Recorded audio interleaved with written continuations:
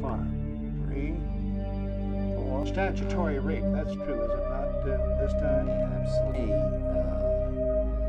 That they're like a goddamn vegetable. They'll make a bit of... They think.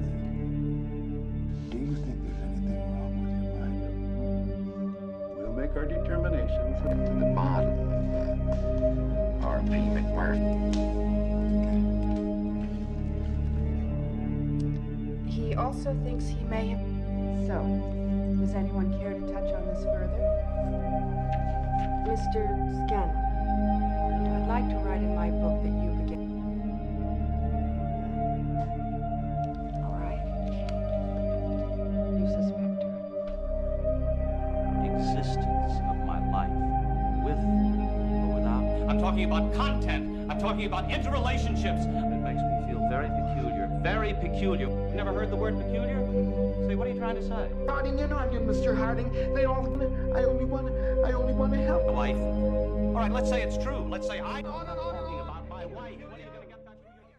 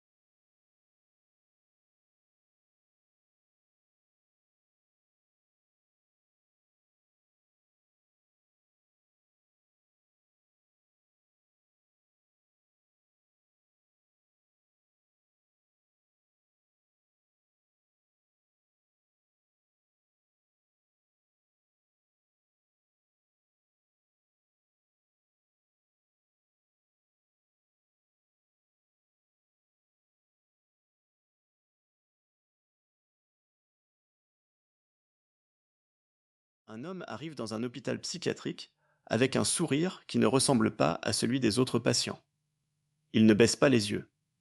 Il ne marche pas comme quelqu'un qu'on a déjà vaincu. Il regarde les murs, les infirmiers, les règles, les visages fatigués autour de lui. Et tout son corps semble dire une chose très simple. Ici aussi, je vais trouver une façon de rire. Cet homme, c'est Randall Patrick McMurphy.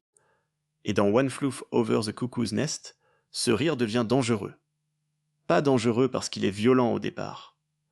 Dangereux parce qu'il entre dans un endroit où tout repose sur le silence, l'habitude, la peur de déranger, la peur de répondre, la peur de vouloir quelque chose. Dans ce service psychiatrique, les patients ne sont pas seulement enfermés par des portes. Ils sont tenus par des horaires, par des regards, par des mots doux qui ressemblent à des ordres. La domination ne crie presque jamais. Elle sourit. Elle prend des notes. Elle demande calmement « Pourquoi ressentez-vous cela ?» Le film de Miloš Forman, sorti en 1975, commence comme si la liberté arrivait avec des chaussures sales, une veste de détenu et l'énergie insolente de Jack Nicholson. Mais dès très vite, le spectateur comprend que McMurphy n'entre pas simplement dans un hôpital. Il entre dans un système déjà parfaitement réglé, un monde où chaque geste a été domestiqué avant même d'être fait. La première force du film, c'est que rien ne paraît spectaculaire au début. Il n'y a pas de grand discours, pas de musique qui annonce une bataille héroïque.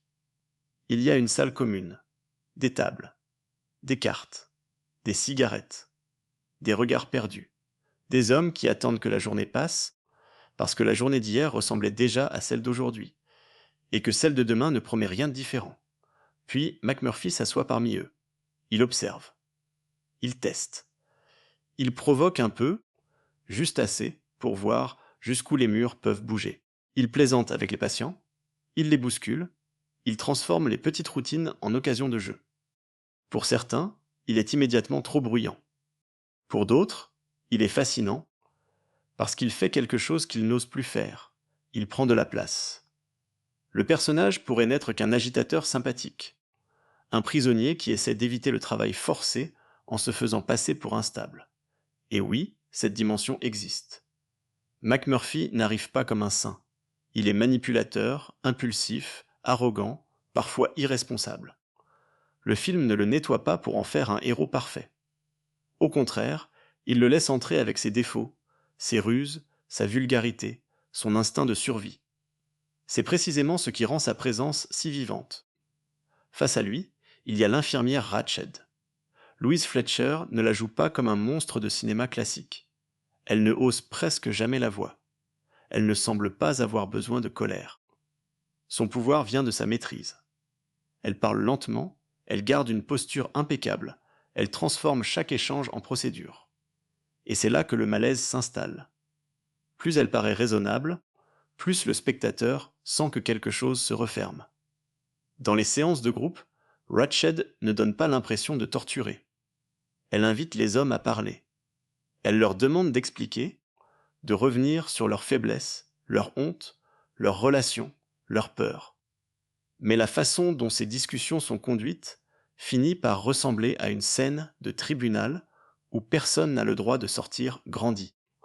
Les mots ne libèrent pas. Ils exposent. Ils ramènent chacun à l'endroit exact où il se sent fragile. McMurphy comprend vite que le véritable contrôle ne tient pas seulement aux médicaments ou aux verrous. Il tient au fait que les patients ont appris à se surveiller eux-mêmes. Ils ne demandent pas trop. Ils ne contestent pas trop. Ils ne rient pas trop fort. Ils connaissent la limite invisible avant même qu'on la leur rappelle. C'est pour cela que son arrivée agit comme une fissure. Au début, cette fissure est presque comique. McMurphy veut changer le programme télé pour regarder un match de baseball. La demande paraît minuscule. On pourrait croire que tout cela n'a aucune importance. Pourtant, dans le film, cette histoire de télévision devient l'une des premières vraies batailles. Pas parce que le match est essentiel, mais parce que demander un changement, dans cet endroit, revient déjà à défier l'ordre. Ratched applique la règle. Elle propose un vote. Elle reste calme. Elle fait comme si la démocratie existait dans la pièce. Mais les patients, intimidés ou habitués à obéir, ne lèvent pas assez de mains. McMurphy découvre alors une cruauté subtile. Le système peut utiliser la procédure pour empêcher toute transformation, tout en donnant l'impression d'avoir été juste. Et quand il continue, quand il insiste, quand il tente de convaincre les autres de lever la main, le film commence à montrer son vrai sujet. McMurphy ne se bat pas seulement contre Ratched. Il se bat contre la petite voix dans la tête des patients qui leur murmure « Ne fais pas d'histoire, ça ne changera rien ». Cette voix, Billy Bibbit la connaît trop bien. Jeune, anxieux, prisonnier d'un bégaiement qui trahit sa panique, Billy a l'air d'un homme encore coincé dans l'enfance, écrasé par une honte qu'on a nourrie pendant trop longtemps. Harding, plus élégant, plus verbal, cache sa douleur derrière l'intelligence et l'ironie. Cheswick réclame parfois justice avec l'énergie d'un enfant frustré, puis s'effondre dès que la pression devient trop forte. Martini vit dans un rapport au monde plus flottant, plus imprévisible. Tabé, Scanlon, Fredrickson et les autres composent un groupe où chaque visage porte une blessure différente. Et au fond de la pièce, il y a le chef Bromden. Grand, silencieux, presque spectral, il est traité comme s'il n'entendait pas, comme s'il ne comprenait pas. Les autres le croient sourd et muet. Sa présence semble d'abord secondaire, mais le filme d'une manière qui invite à ne pas l'oublier. Il voit, il absorbe, il mesure. Dans un lieu où tout le monde parle pour être analysé, son silence devient une énigme. McMurphy, lui, refuse de le réduire à une absence. Il lui parle, il le regarde, il l'inclut dans ses plaisanteries. Même quand le chef ne répond pas, quelque chose passe. Et ce détail compte parce que McMurphy a un talent rare. Il réveille les hommes non pas en leur expliquant la liberté, mais en se comportant comme si elle était encore possible. La grande intelligence du film, c'est de faire naître cette rébellion à partir de gestes ordinaires, une partie de cartes, une cigarette, un pari, un commentaire insolent, un regard échangé après une règle absurde. Rien n'a encore explosé, mais l'air change déjà dans la salle commune. Les patients commencent à observer McMurphy comme on observe quelqu'un qui ose toucher une clôture électrifiée pour vérifier si le courant passe vraiment. Et le courant passe. Ratched comprend très vite que McMurphy n'est pas seulement un patient difficile, il est contagieux. Sa manière d'exister dérègle la mécanique du service. Un homme qui rit trop fort peut rappeler aux autres qu'ils sont encore vivants. Un homme qui refuse une consigne peut faire apparaître la consigne pour ce qu'elle est. Un homme qui transforme une demande banale en spectacle peut donner aux autres l'envie de participer. C'est là que le duel devient passionnant, parce qu'il n'a pas encore la forme d'un affrontement ouvert. Ratched ne se jette pas sur McMurphy. Elle le laisse parler, elle l'encadre, elle le ramène dans le cercle. Elle utilise le groupe comme une surface de pression. Elle sait que l'institution gagne souvent en absorbant la révolte, en la renommant, en la diagnostiquant, en l'usant. McMurphy croit d'abord qu'il peut jouer avec ce monde comme il a joué avec les règles de la prison. Il pense peut-être avoir trouvé un endroit plus confortable, moins dur, plus facile à manipuler. Un hôpital au lieu d'un camp de travail. Des blouses blanches au lieu de gardiens. Des patients fragiles au lieu de détenus agressifs. Il imagine une marge. Mais peu à peu, il comprend que cette marge est peut-être un piège. La différence entre la prison et l'hôpital, dans le film, est terrible. En prison, la durée de la peine est claire. Ici, la liberté dépend d'évaluations, de réunions, d'avis médicaux, d'une autorité qui peut décider qu'un homme n'est pas encore prêt à sortir. McMurphy découvre que son petit calcul de départ peut lui coûter beaucoup plus cher qu'il ne l'avait prévu. Ce moment est essentiel, parce qu'il change la couleur de son insolence. Avant, il provoquait pour s'amuser, pour gagner, pour dominer la pièce. Après, chaque provocation porte une inquiétude plus profonde. Et le spectateur sent que le film ne raconte pas seulement comment un rebelle perturbe un service psychiatrique. Il raconte comment un homme, qui croyait contrôler la situation, comprend qu'il vient peut-être de se placer dans les mains d'un pouvoir plus flou, plus patient, plus dangereux. Le match de baseball cristallise cette tension. Quand le vote ne donne pas le résultat attendu, McMurphy ne se contente pas d'accepter la défaite. Il se place devant l'écran éteint et commence à commenter un match imaginaire. il décrit l'action comme si la télévision fonctionnait, comme si le stade était là, comme si la foule hurlait dans la pièce. Au début, c'est absurde. Puis les autres patients se laissent prendre. Ils se lèvent, ils crient, ils suivent le match invisible. Cette scène pourrait passer pour une simple fantaisie. En réalité, elle résume déjà toute la bataille du film. Ratched contrôle l'objet, l'horaire, la règle, le bouton. McMurphy, lui, prend quelque chose qu'elle ne peut pas éteindre, l'imagination collective. Pendant quelques instants, les patients ne sont plus seulement des hommes assis dans une salle sous surveillance. Ils deviennent un public, une équipe, une foule. Ils partagent une illusion qu'ils ont choisie. Et Ratched voit ce que cela signifie. Elle voit que McMurphy peut créer un espace de liberté même quand la règle a gagné. Elle voit que l'obéissance extérieure ne suffit pas si l'intérieur recommence à bouger.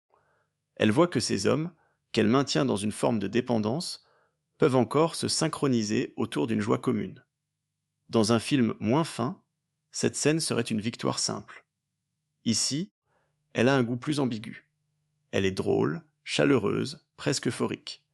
Mais elle annonce aussi la riposte. Car un système qui repose sur le contrôle ne pardonne pas facilement à ceux qui prouvent qu'un autre rythme est possible.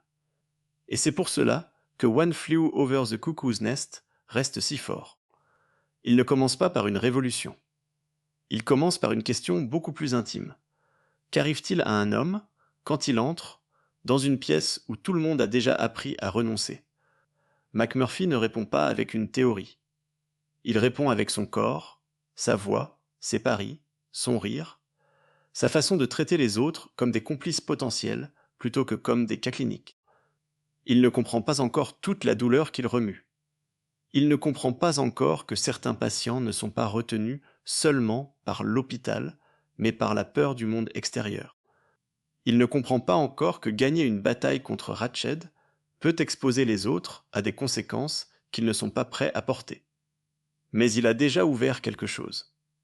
Et une fois que cette ouverture existe, le film ne peut plus redevenir calme. Cette ouverture ne se fait pas d'un seul coup. Elle avance par petites secousses, presque comme si les patients redécouvraient des muscles qu'ils avaient cessé d'utiliser. Au départ, McMurphy les entraîne parce qu'il les amuse. Ensuite, ils le suivent parce qu'il leur donne une sensation plus rare, celle d'exister devant les autres sans demander pardon. Il y a une différence immense entre rire d'une blague et rire de nouveau avec son propre corps. Le film la montre sans discours. On voit les épaules se relâcher, les regards se chercher, les voix sortir plus vite. Dans la salle commune, la présence de McMurphy commence à modifier la température humaine. Ce n'est pas encore la liberté. Mais c'est déjà un désordre vivant. Ratched, elle, sait attendre. Son autorité repose sur une certitude froide. L'excitation retombe toujours, la routine revient toujours, et les patients finissent toujours par revenir vers la structure qui les contient. Elle laisse donc McMurphy se fatiguer dans son propre spectacle. Elle n'a pas besoin de l'écraser immédiatement. Elle peut l'observer, l'inscrire dans les dossiers, mesurer son influence et choisir le moment où cette influence deviendra une faute. C'est l'une des raisons pour lesquelles leur affrontement est si tendu. McMurphy joue dans l'instant, Ratched joue dans la durée. Lui gagne des réactions. Elle contrôle les conséquences. Et plus McMurphy gagne la sympathie des patients, plus le film pose une question inconfortable. Est-ce qu'il les aide vraiment? Ou est-ce qu'il les entraîne dans une bataille qu'ils ne pourront pas supporter? Au début, on a envie de répondre simplement. Bien sûr qu'il les aide. Il les fait rire. Il les sort de leur immobilité. Il leur rappelle qu'ils ne sont pas morts. Mais One Flew Over the Cuckoo's Nest refuse les réponses trop propres. La liberté, ici, n'est pas une lumière qui entre dans la pièce sans rien brûler. Elle réveille aussi les douleurs, les dépendances, les peurs anciennes. La scène du basket le montre avec une énergie presque enfantine. McMurphy veut former une équipe, faire participer le chef, transformer un espace contrôlé en terrain de jeu. Il pousse, il insiste, il invente une possibilité là où les autres ne voyaient qu'un mur. Le chef, immense et silencieux, devient alors plus qu'une présence en arrière-plan. Son corps, que l'institution a réduit à une masse docile, retrouve soudain un rôle, une puissance, presque une joie secrète. McMurphy ne sait pas encore qui est vraiment le chef. Il ne connaît pas son histoire intérieure.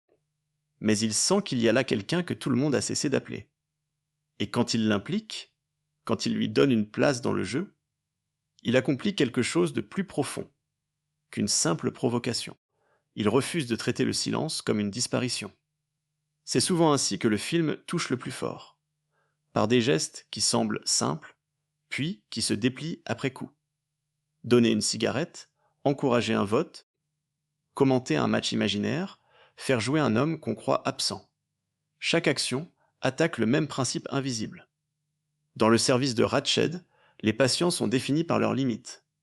McMurphy, lui, les aborde par leurs possibilités. Mais son propre aveuglement reste là. Il croit encore que tout peut se régler par l'audace, la ruse, la force du tempérament. Il ne comprend pas toujours que certains hommes ont été cassés de manière plus intime. Il peut réveiller une envie, mais il ne peut pas effacer en quelques jours les années de honte, de peur, de dépendance ou d'humiliation. Quand il découvre que plusieurs patients sont là volontairement, le choc est immense. Pour lui, c'est presque incompréhensible. Comment peut-on rester ici si la porte n'est pas totalement verrouillée? Comment accepter cette routine, ces humiliations feutrées, cette infantilisation quotidienne, si une sortie existe? Sa réaction est brutale, parce qu'elle vient d'un homme qui pense encore la liberté comme une décision individuelle. On veut sortir, alors on sort. On veut vivre, alors on vit. Mais les autres ne vivent pas dans son corps à lui. Pour Billy, le monde extérieur n'est pas simplement un espace ouvert. C'est le lieu du jugement, de la mer, du désir impossible, de la honte. Pour Harding, sortir signifie affronter des vérités qu'il maîtrise mieux dans la parole que dans la vie. Pour Cheswick, l'injustice est insupportable, mais la confrontation réelle le déborde. Ces hommes ne sont pas seulement retenus par l'institution. Ils sont retenus par l'idée qu'ils ne sauront pas survivre sans elle. Cette révélation change quelque chose chez McMurphy. On voit sa colère, mais aussi sa stupeur. Il pensait être entouré d'hommes prisonniers comme lui. Il découvre des hommes qui, d'une certaine manière, ont participé à leur propre enfermement, parce que le dehors leur paraît encore plus terrifiant. Le film devient alors plus douloureux. Ratched n'est pas seulement une gardienne imposée. Elle représente aussi une forme de sécurité perverse. Elle humilie, mais elle organise. Elle contrôle, mais elle protège du chaos extérieur. Elle réduit les patients, mais elle leur évite de choisir. Et pour des hommes fragilisés, choisir peut devenir plus effrayant que subir. McMurphy ne sait pas analyser tout cela avec finesse. Ce n'est pas un thérapeute, ce n'est pas un penseur, ce n'est pas un guide moral parfaitement lucide. Il agit, il secoue, il entraîne. Alors, pour répondre à cette peur du dehors, il fait ce qu'il sait faire. Il ouvre une brèche réelle. La sortie en bateau devient l'une des grandes respirations du film. Elle commence comme une fuite presque absurde, une arnaque joyeuse, une aventure improvisée où McMurphy embarque les patients hors de l'hôpital pour aller pêcher. Le simple fait de les voir ailleurs change tout. Les mêmes hommes qui semblaient diminués par les murs du service apparaissent soudain sous une autre lumière. Le vent, le port, l'eau, les conversations avec les inconnus, le monde ne les attend pas avec tendresse, mais il existe, il bouge, il sent autre chose que la désinfection et la routine. Sur le bateau, McMurphy leur attribue des identités grandioses, presque ridicules. Il les présente comme des médecins. Le mensonge est comique, mais il produit un effet révélateur. Pendant un instant, ces hommes sont regardés autrement, pas comme des patients, pas comme des problèmes, pas comme des cas. Ils deviennent des personnes capables d'occuper le monde, même maladroitement, et le film ne rend pas cette scène propre ou idéale. La sortie est chaotique. Les patients ne deviennent pas soudain courageux et équilibrés. Ils paniquent, se trompent, s'excitent, perdent le contrôle. Mais justement, cette imperfection donne à la séquence sa vérité. La liberté ne les transforme pas en héros. Elle leur donne une chance d'être humains dans un désordre réel. McMurphy au milieu de cette aventure, ressemble à un capitaine irresponsable et généreux à la fois. Il manipule, il improvise, il séduit, il profite de la situation. Mais il offre aussi aux autres quelque chose que personne ne leur offre dans le service. Une expérience dont ils pourront se souvenir autrement que comme une journée de plus. Quand ils reviennent, ce qui a changé ne se mesure pas seulement en rire. Quelque chose s'est inscrit dans leur corps. Ils ont été dehors. Ils ont senti qu'une autre version d'eux-mêmes pouvait apparaître loin du regard de Ratched. Et c'est précisément ce qui rend le retour à l'hôpital plus lourd. Les murs n'ont pas changé, mais eux savent maintenant que ces murs ne contiennent pas toute la réalité. Pour Ratched, cette sortie est une menace majeure. Pas seulement parce qu'elle viole les règles, parce qu'elle prouve que son récit sur les patients peut être contesté. Elle les maintient dans une image d'homme incapable, dépendant, instable, nécessitant une surveillance constante. McMurphy vient de leur montrer, avec toutes les limites de son geste, qu'ils peuvent avoir une journée, une aventure, une histoire à raconter. Et dans un système comme celui-là, posséder sa propre histoire est déjà une forme de résistance. Le retour de McMurphy dans le service ne le rend pas plus prudent. Au contraire, il semble porté par la réussite de son escapade. Mais le spectateur, lui, sent que l'étau se resserre. Le film a déplacé l'énergie. Ce qui était une comédie de perturbation devient peu à peu un conflit plus grave. Les règles ne sont plus seulement ridicules. Elles sont armées. Les décisions prises derrière les portes commencent à peser plus fort que les éclats de rire dans la salle. La question n'est plus seulement « Jusqu'où McMurphy peut-il provoquer Ratched ?» La vraie question devient « Qu'est-ce que l'institution est prête à faire pour reprendre le contrôle ?» Et cette inquiétude grandit parce que McMurphy, malgré son instinct, ne comprend pas toujours la nature de l'adversaire. Il sait défier un gardien, tromper une règle, gagner un pari, soulever un groupe. Mais Ratched n'est pas une adversaire de rue. Elle n'a pas besoin de l'affronter sur son terrain. Elle peut attendre que son énergie devienne un symptôme, que sa colère devienne une preuve, que sa rébellion devienne un dossier. C'est là que le film serre le cœur. On commence à aimer McMurphy pour ce qu'il donne aux autres, mais on voit aussi qu'il avance vers un piège qu'il sous-estime. Sa générosité n'est souvent du même endroit que son imprudence. Il veut sauver l'instant. Il veut faire exploser la peur maintenant, tout de suite, avec un rire, une sortie, une provocation. Mais les conséquences, elles, arrivent après. Et Ratched vit dans cet après. Pendant ce temps, les patients changent par fragments. Billy sourit autrement. Harding observe McMurphy avec un mélange d'admiration et de méfiance. Cheswick s'accroche davantage à l'idée qu'on peut réclamer quelque chose. Le chef, lui, continue d'absorber. Son silence, que le film avait d'abord placé comme un mur, commence à devenir une profondeur. On sent qu'il comprend plus que les autres ne l'imaginent. On sent aussi que McMurphy, sans toujours le savoir, est en train de parler à la partie de lui qui n'a pas complètement disparu. La relation entre McMurphy et le chef devient alors l'un des courants secrets du film. Elle ne se construit pas par grandes confessions. Elle avance dans les regards, dans le jeu, dans l'attention. McMurphy traite le chef comme un homme avant d'avoir la preuve qu'il peut lui répondre. Et cette reconnaissance précède la parole. Elle crée les conditions d'une révélation. Quand le chef finit par parler à McMurphy, le moment a la force d'un secret qui brise une vitre. Ce n'est pas seulement une surprise narrative, c'est un renversement intime. Tout le monde croyait que le chef était coupé du monde, mais il avait choisi, ou appris, à disparaître à l'intérieur de lui-même. Son silence était une stratégie, une protection, peut-être une conséquence de ce qu'il avait subi. En parlant, il ne devient pas soudain libre. Mais il laisse McMurphy entrer dans une zone que l'institution n'avait pas atteinte entièrement. Et McMurphy reçoit cette confiance comme une confirmation. Il n'avait pas tort de lui parler. Il n'avait pas tort de le voir. Sous le poids immense du chef, sous son immobilité apparente, il y avait quelqu'un qui attendait peut-être qu'un autre homme cesse de croire à la façade. À partir de là, l'idée de fuite prend une forme plus concrète. McMurphy ne parle plus seulement de petites victoires. Il imagine sortir. Il imagine entraîner le chef.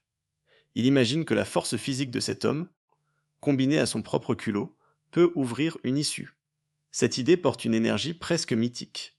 2 hommes contre le système, un corps immense, une fenêtre, une nuit, la possibilité de disparaître. Mais le film ne se précipite pas vers cette échappée. Il laisse d'abord monter un autre type de tension, plus tragique, autour de la façon dont McMurphy devient indispensable aux autres. Plus il les réveille, plus il devient difficile pour lui de partir seul. Au début, il voulait surtout sauver sa peau. Maintenant, même quand il pense à fuir, il regarde ceux qu'il laisserait derrière. C'est le piège émotionnel du personnage. Sa liberté personnelle est encore possible, peut-être. Mais il a créé des liens. Il a ouvert des désirs. Il a donné à ces hommes un goût de vie qu'il ne peut plus simplement abandonner comme une plaisanterie réussie. Sans s'en rendre compte, McMurphy est passé du rôle de perturbateur au rôle de point d'appui. Et un point d'appui, quand il disparaît, laisse un vide plus cruel qu'avant. Le film avance donc vers une contradiction déchirante. Pour être libre, McMurphy doit partir. Mais parce qu'il a réveillé les autres, partir devient presque une trahison. Ratched, elle, n'a même pas besoin d'exprimer cela. Elle sait que le groupe est devenu sa faiblesse. Elle sait que l'homme qui semblait incontrôlable peut être retenu par ce qu'il a commencé à aimer. Elle sait aussi que l'institution possède une patience que McMurphy n'a pas. Alors la salle commune, qui avait commencé à vibrer comme un lieu de jeu, redevient progressivement un champ de bataille silencieux. Chaque réunion, chaque distribution de médicaments, chaque regard de Ratched rappelle que la parenthèse du bateau ne peut pas durer. Le dehors a existé, oui, mais le dedans réclame sa revanche. Et c'est là que le film prépare sa partie la plus sombre. Le moment où la joie, au lieu de disparaître doucement, va provoquer une réponse brutale. Cette réponse brutale n'arrive pas toujours avec un coup visible. Dans One Flew Over the Cuckoo's Nest, la violence du système commence souvent par reprendre le contrôle du rythme. Après l'énergie du dehors, après l'air du bateau, après cette sensation presque insolente d'avoir existé hors de la salle commune, l'hôpital réinstalle ses gestes familiers. Les médicaments, les fils, les consignes, les réunions, les mêmes fauteuils, les mêmes murs. Mais maintenant, quelque chose résiste. Cheswick, par exemple, ne supporte plus certaines injustices de la même manière. Avant, sa colère semblait se perdre dans le vide. Après McMurphy, elle trouve une cible, un langage, une demande. Quand les cigarettes deviennent un enjeu, ce n'est pas seulement une question de tabac. C'est une question de dignité. Qui décide? Qui possède quoi? À quel moment un adulte cesse-t-il d'être traité comme un enfant à qui l'on confisque ses petites libertés? Dans le service, chaque objet peut devenir politique. Une cigarette, un programme télé, une partie de cartes, une porte fermée. Le film comprend cela avec une précision cruelle. Quand on prive les gens des grandes décisions, les petites deviennent énormes. Elles concentrent toute la frustration d'une vie réduite. McMurphy, lui, se retrouve de plus en plus coincé entre 2 instincts. Il veut protéger son énergie, ne pas se laisser avaler par l'hôpital. Mais il ne peut pas rester indifférent quand il voit les autres se faire rabaisser. Il a beau être égoïste par moments, il possède une réaction presque physique face à l'humiliation. Quand l'autorité écrase quelqu'un devant lui, il sent la provocation dans ses muscles. Et c'est précisément ce que le système peut utiliser contre lui. Ratched n'a pas besoin de le vaincre dans une discussion. Elle sait que McMurphy finira par répondre avec son corps. Elle sait que son refus de se plier peut être transformé en preuve d'instabilité.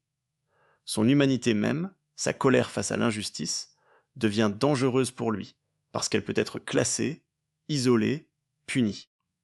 Le film glisse alors vers une zone plus froide.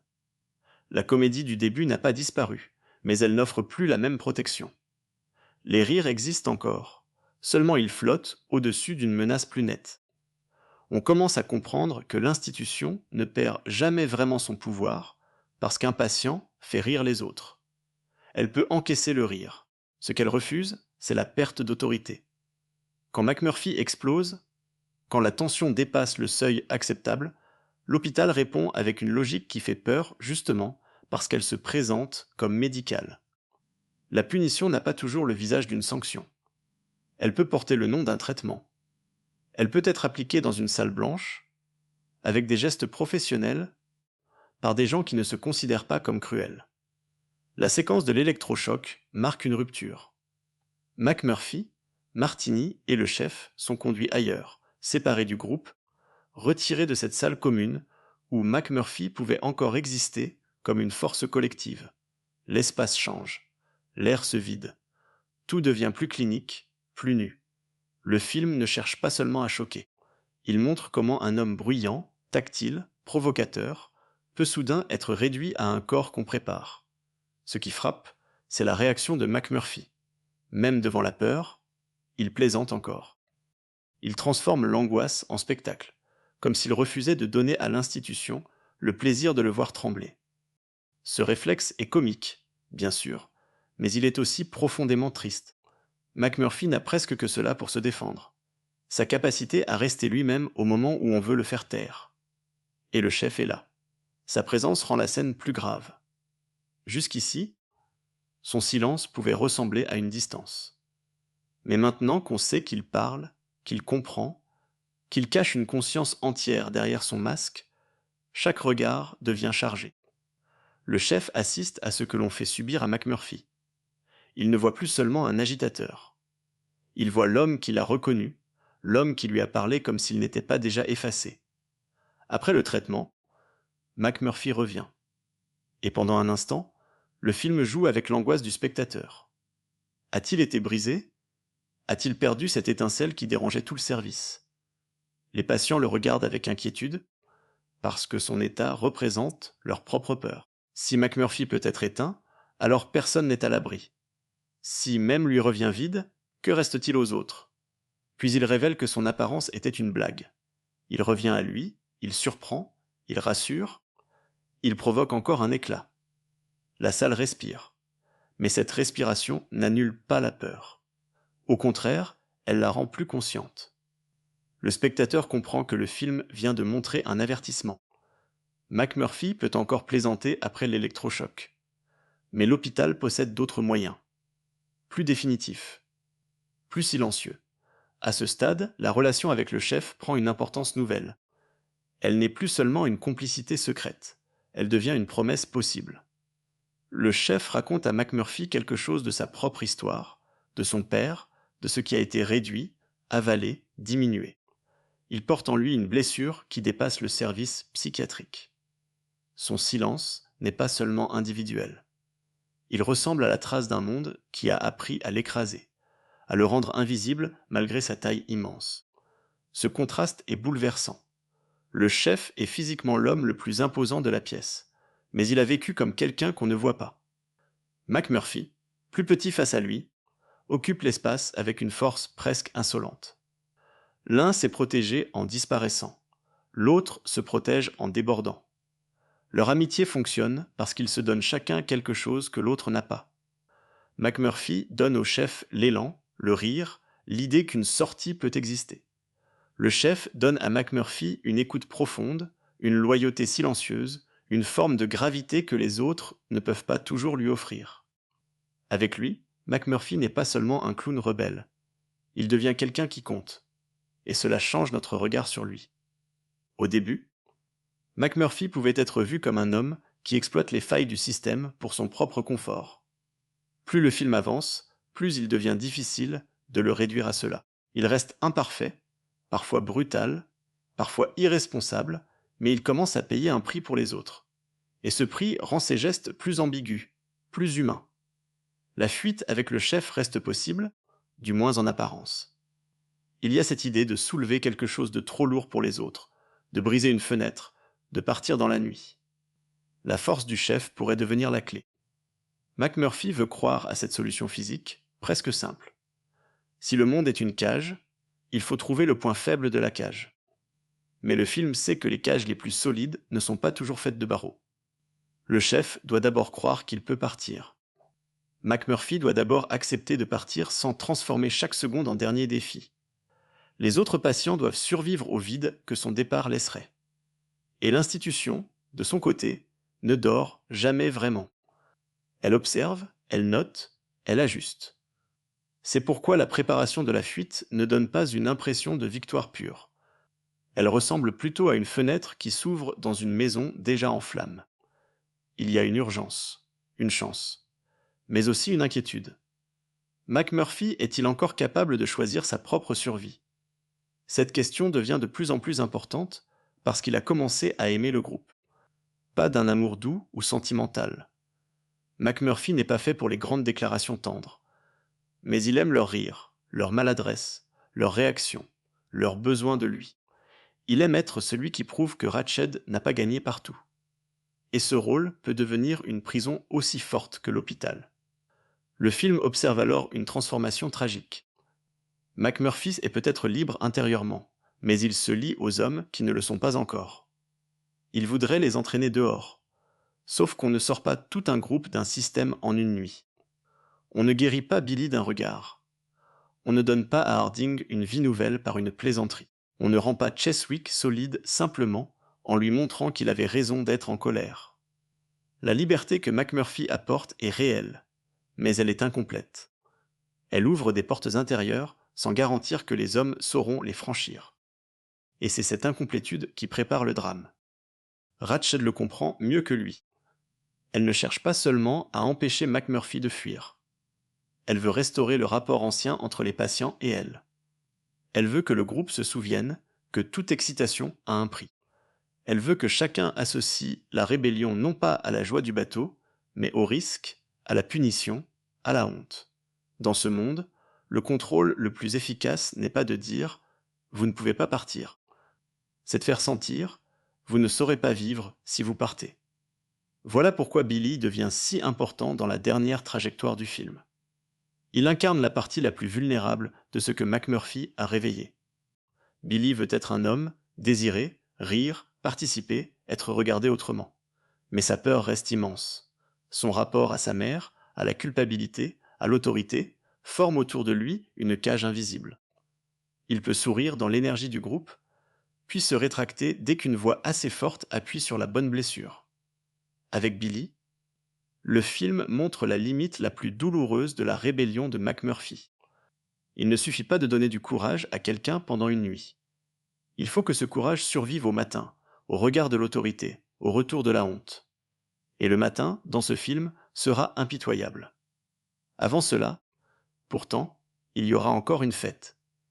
Une fête étrange, clandestine, dangereuse, presque enfantine dans son désir de transformer l'hôpital en lieu vivant. Ce moment à venir contient tout ce que McMurphy porte de meilleur et de pire. La générosité, l'imprudence, l'instinct de partage, le refus des règles, l'incapacité à mesurer le coût exact de la liberté qu'il distribue. Ce sera une dernière grande respiration avant l'écrasement. Et parce que le film nous a déjà montré comment Ratched reprend le contrôle, on ne regarde pas cette fête comme une simple victoire nocturne. On la regarde avec une joie inquiète. On sait que ces hommes vont rire. On sait qu'ils vont goûter à quelque chose de rare. Mais on sent aussi que l'hôpital, au matin, réclamera son dû. Ce dû, le film le prépare avec une cruauté presque tranquille. Car la fête nocturne ne commence pas comme une tragédie. Elle commence avec l'excitation d'une transgression réussie, avec cette sensation très particulière que les règles dorment enfin et que les hommes peuvent respirer sans être immédiatement corrigés. McMurphy a organisé quelque chose qui ressemble moins à un plan sérieux qu'à une explosion de vie. Il fait entrer Candy et Rose dans le service, il apporte de l'alcool, il transforme l'espace de surveillance en lieu de désordre, de rire, de musique intérieure. Les patients, d'habitude contenus par la lumière froide du jour, se retrouvent soudain dans une nuit qui leur appartient. Tout paraît fragile, maladroit, parfois ridicule. Et c'est justement ce qui rend la scène si humaine. Ces hommes ne savent pas vraiment faire la fête. Ils n'ont pas l'aisance de gens habitués à occuper le monde. Ils sont excités, nerveux, trop bruyants ou trop perdus.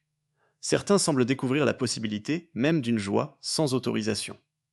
Le service devient alors une sorte de théâtre clandestin où chacun essaie un rôle qu'on lui a interdit depuis longtemps.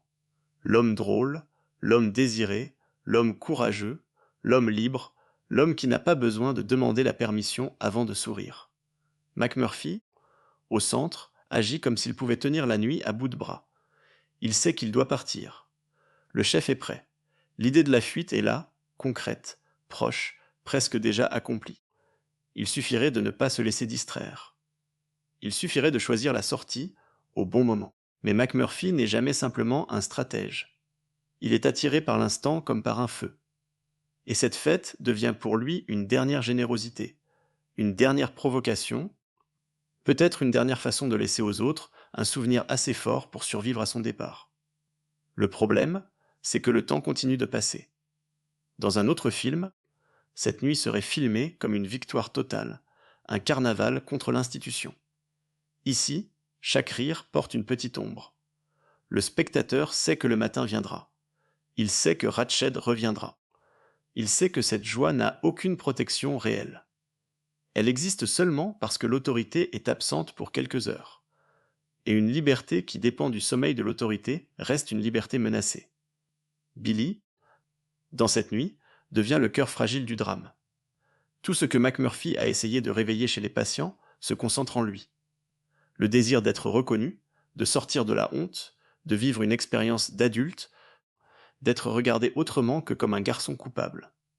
Avec Candy, Billy entre dans une possibilité qui le dépasse presque. Il est nerveux, touchant, embarrassé, mais pour une fois, son désir n'est pas seulement analysé ou humilié. Il est accueilli. Le film marche ici sur une ligne très délicate. Il ne transforme pas Billy en caricature comique.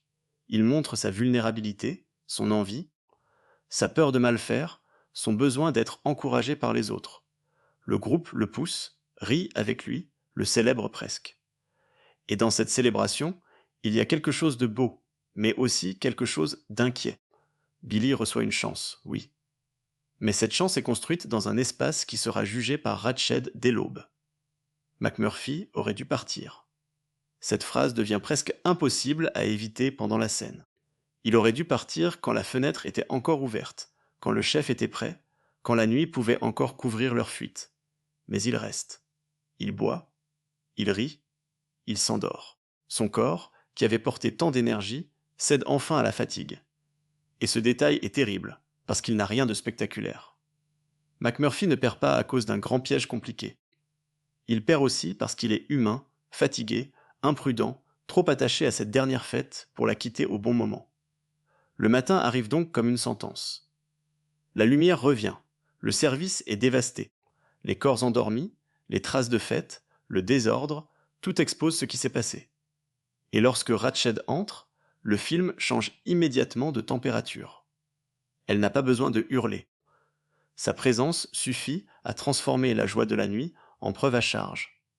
Ce qui, quelques heures plus tôt, ressemblait à une libération, devient maintenant un dossier vivant d'infraction, de honte, de faute à punir. C'est là que la puissance de Ratched apparaît dans sa forme la plus pure. Elle sait lire une pièce comme un champ de bataille après la victoire adverse.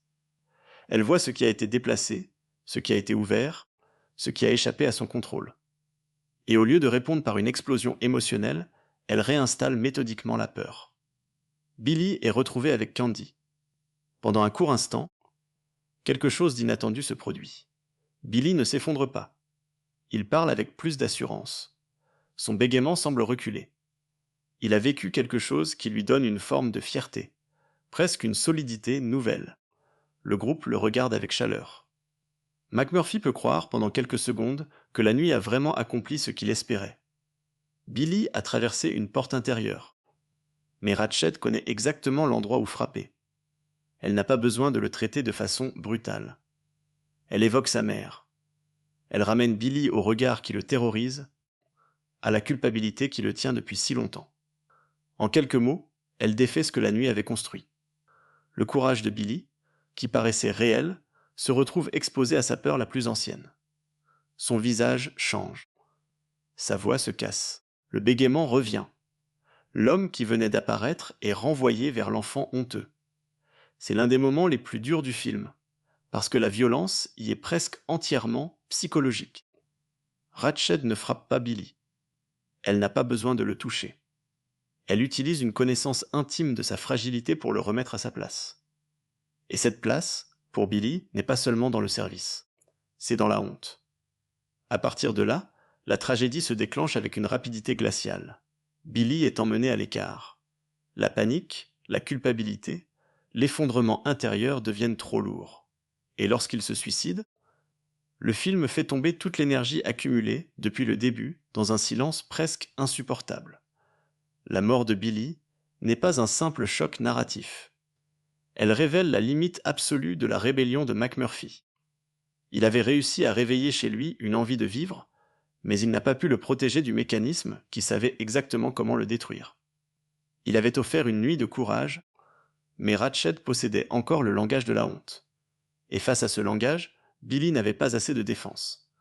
La réaction de McMurphy est immédiate, physique, incontrôlable. Il voit Billy mort. Il comprend ce que Ratched a fait. Peut-être pas avec les mots d'une analyse, mais avec une certitude viscérale. La rage traverse tout ce qu'il avait essayé de contenir. À ce moment-là, il ne cherche plus à jouer, à plaisanter, à gagner un vote, à provoquer une petite victoire. Il attaque. Quand McMurphy se jette sur Ratched et tente de l'étrangler, le film atteint son point de rupture. Toute la violence restée sous la surface explose enfin dans un geste direct. Et ce geste est à la fois compréhensible et catastrophique. Compréhensible parce que le spectateur a vu la cruauté précise qui a conduit Billy au désespoir. Catastrophique parce qu'il donne à l'institution la preuve parfaite qu'elle attendait.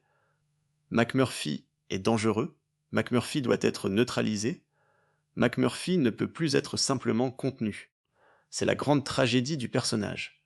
Sa colère est moralement lisible, mais institutionnellement perdue d'avance. Ratched, blessé, n'a plus besoin de gagner un débat. Le système va parler pour elle. Et McMurphy, qui avait passé tout le film à créer des fissures, vient d'ouvrir celle par laquelle le pouvoir va l'engloutir. Après cette attaque, quelque chose se vide dans le récit. Les patients ne comprennent pas encore tout ce qui va suivre, mais ils sentent que l'époque McMurphy est finie. Le service ne peut pas revenir exactement à ce qu'il était, pourtant l'homme qui portait la rupture est retiré de leur monde. Son absence devient plus lourde que toutes ses provocations. Ce qui est frappant, c'est que Ratched aussi revient changer. Sa voix est abîmée. Son corps porte enfin une trace visible du conflit. Pendant tout le film, elle avait représenté une autorité presque lisse, intacte, au-dessus des secousses qu'elle provoquait chez les autres. Après l'attaque, cette façade est fissurée. Mais cette fissure ne signifie pas sa défaite. Elle signifie seulement que le combat a coûté quelque chose. Et le système, lui, continue. C'est peut-être l'idée la plus amère du film.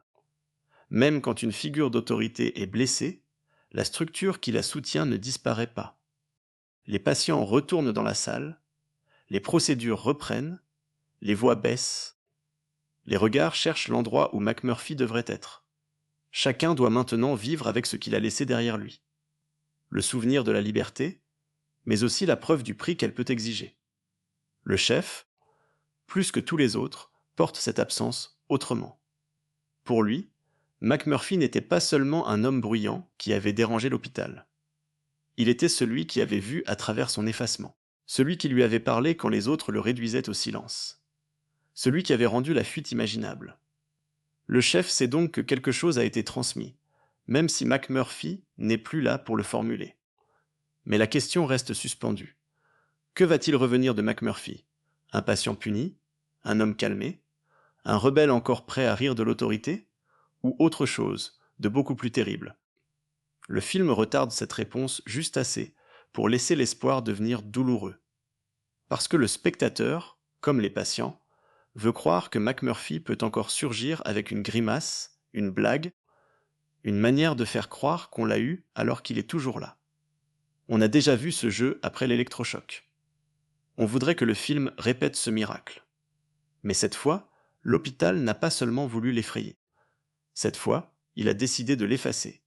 Et l'effacement, dans One Flew Over the Cuckoo's Nest, ne ressemble pas à une grande scène de vengeance spectaculaire. Il arrive presque froidement, comme le résultat administratif d'un problème qu'on a décidé de résoudre. Quand McMurphy revient dans le dortoir, les patients veulent encore croire à une mascarade. Ils ont besoin d'y croire. Tout le film les a habitués à cette possibilité. McMurphy peut simuler provoquer, tromper l'attente, revenir avec un sourire au moment exact où l'on pensait qu'il avait été vaincu. Son corps a souvent été une scène. Sa grimace, son arme, sa voix, son refus. Mais cette fois, il ne joue plus. Le chef le comprend avant les autres, ou du moins il le comprend d'une manière que le film rend insupportablement intime. McMurphy est là, physiquement. Son visage est reconnaissable. Son corps respire encore. Mais quelque chose a été retiré. Cette énergie qui remplissait l'espace, cette insolence qui faisait trembler la routine, cette capacité à répondre au monde comme si aucune autorité n'avait le dernier mot, tout cela a disparu. La lobotomie transforme McMurphy en présence vide. Le film ne s'attarde pas avec complaisance. Il n'a pas besoin de décrire longuement l'horreur. Il suffit de voir cet homme qui avait toujours débordé de lui-même, maintenant réduit à une immobilité docile. Ce contraste fait plus mal que n'importe quel discours. L'institution n'a pas seulement puni McMurphy, elle a détruit ce qui faisait de lui une menace. Et c'est là que le titre prend une résonance plus profonde. One Flew Over the Cuckoo's Nest évoque une comptine, un passage, une échappée au-dessus du nid. Mais le film montre un monde où ceux qui tentent de voler peuvent être ramenés au sol avec une violence clinique. McMurphy a voulu passer au-dessus de la cage, ou au moins secouer ceux qui y vivaient. Le système l'a attrapé non pas pour le convaincre, mais pour le rendre inutilisable. Pour le chef, ce retour est une blessure mais aussi une révélation finale. Il voit ce que l'hôpital a fait à l'homme qui lui avait redonné la parole. Il comprend qu'on veut peut-être laisser McMurphy là, exposé comme un avertissement silencieux. Voilà ce qui arrive à ceux qui vont trop loin. Voilà ce qui arrive à ceux qui rient trop fort. Voilà ce qui arrive à ceux qui refusent d'être corrigés. Mais le chef refuse cette dernière humiliation. Son geste est terrible, tendre et profondément ambigu. Il étouffe McMurphy avec un oreiller. À première vue, c'est un acte insoutenable. Il tue l'homme qui l'a aidé à renaître. Mais dans la logique émotionnelle du film, ce geste n'a rien d'une trahison. C'est une délivrance. Le chef ne peut pas rendre à McMurphy ce qu'on lui a pris. Il ne peut pas réparer son esprit, rallumer son rire, effacer l'opération. Mais il peut empêcher l'institution d'utiliser son corps comme trophée. En tuant McMurphy, le chef protège l'image vivante de McMurphy. Il refuse que les autres se souviennent seulement d'un homme vidé, ramené au silence, transformé en preuve de la toute-puissance de l'hôpital. Il garde, pour lui et pour nous, le McMurphy qui lançait des paris impossibles, qui commentait un match invisible, qui parlait au chef comme à un égal, qui avait cru qu'un mur pouvait céder si on y mettait assez de volonté. Ce geste final ne rend pas le film confortable. Il ne transforme pas la tragédie en victoire simple. Il nous oblige à accepter une vérité douloureuse. Parfois, sauver ce qui reste d'un homme ne signifie pas sauver sa vie. Parfois, cela signifie refuser que sa destruction soit exposée comme une normalité. Puis le chef se tourne vers la fenêtre.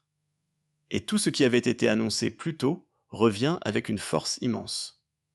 L'objet trop lourd que McMurphy n'avait pas réussi à soulever devient maintenant le centre du monde. La fontaine d'hydrothérapie, massive, absurde, presque impossible à déplacer, représentait jusque-là une limite physique. McMurphy avait essayé de la soulever devant les autres, non parce qu'il était certain de réussir, mais parce que tenter avait déjà une valeur. Son échec avait même produit une phrase essentielle dans l'esprit du film. Au moins, il avait essayé. Le chef, lui, réussit. Il arrache la fontaine, la porte avec une puissance qui semble rassembler toutes les forces qu'il avait cachées pendant des années, puis la lance contre la fenêtre. Le verre explose. L'air de la nuit entre. Le mur cède enfin.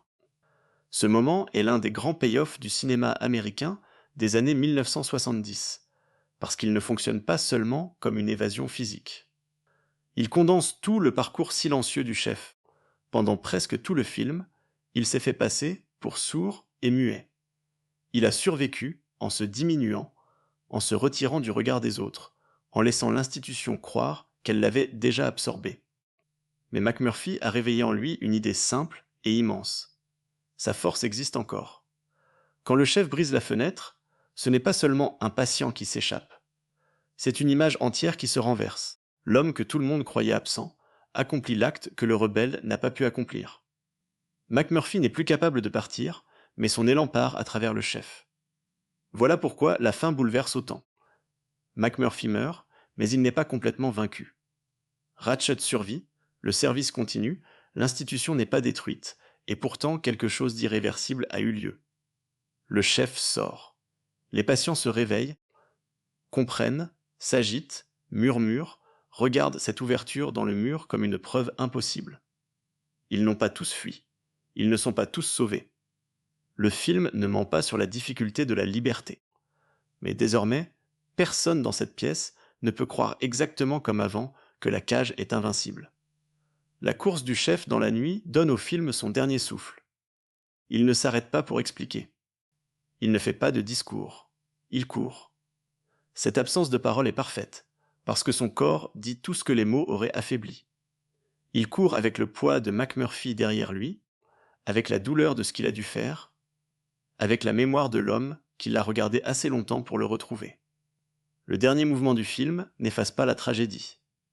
Il la traverse. Et c'est pour cela que l'émotion reste si complexe. On ne sort pas du film avec une victoire nette. On sort avec un mélange de deuil et d'élan. McMurphy est détruit. Billy est mort.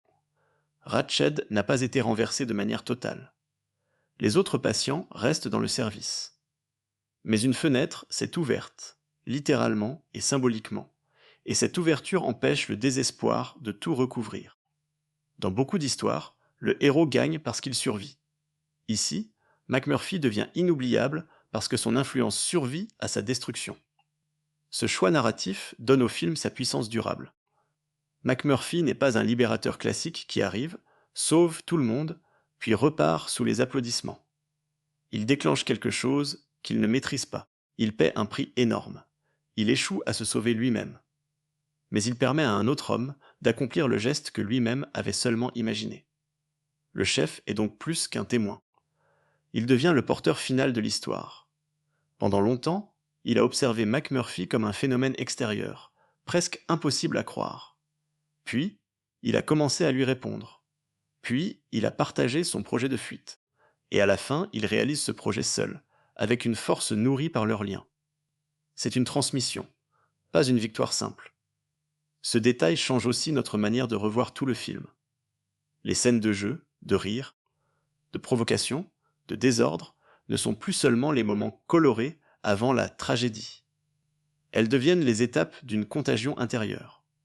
McMurphy ne savait peut-être pas exactement ce qu'il faisait, mais chaque fois qu'il refusait le rôle qu'on lui imposait, il montrait au chef une autre façon d'habiter son propre corps.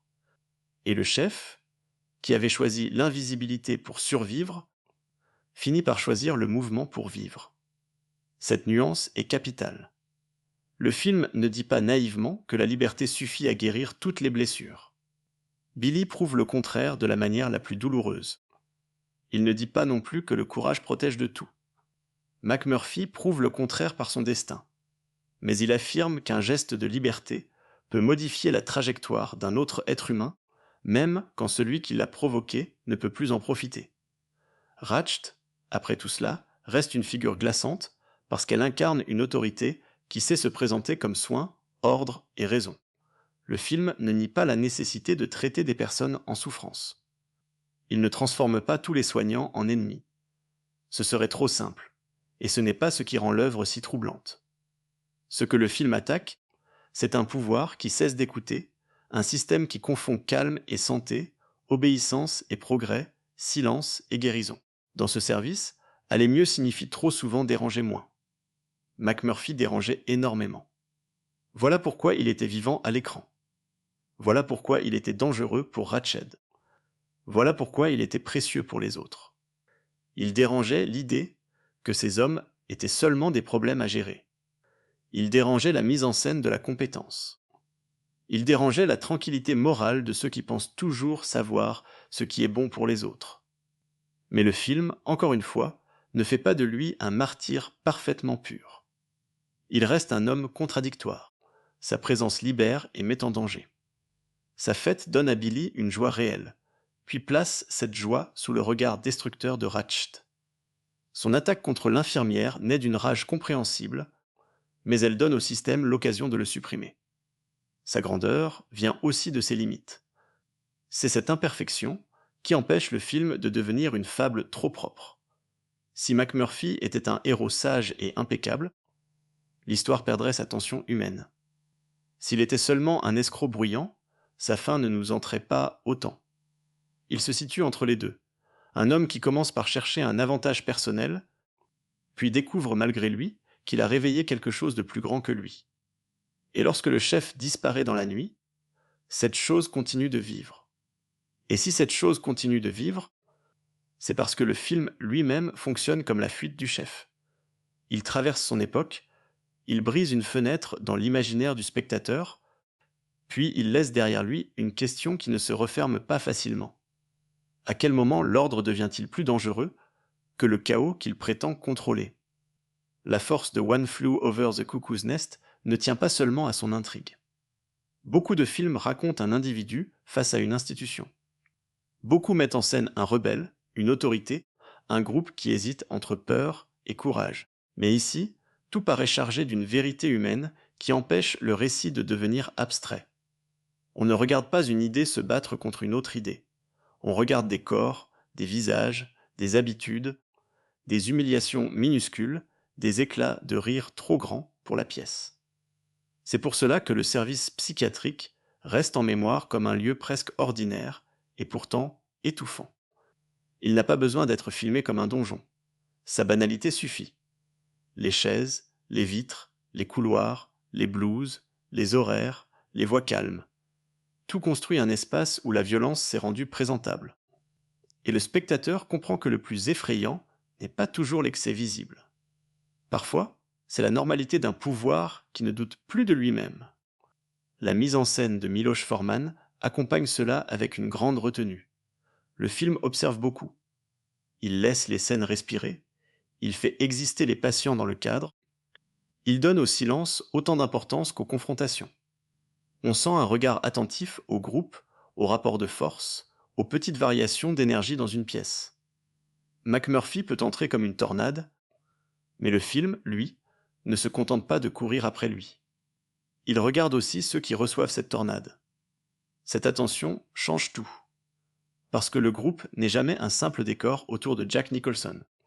Chaque patient apporte une tonalité, une faille, une manière différente de réagir à la présence de McMurphy. Certains s'illuminent vite.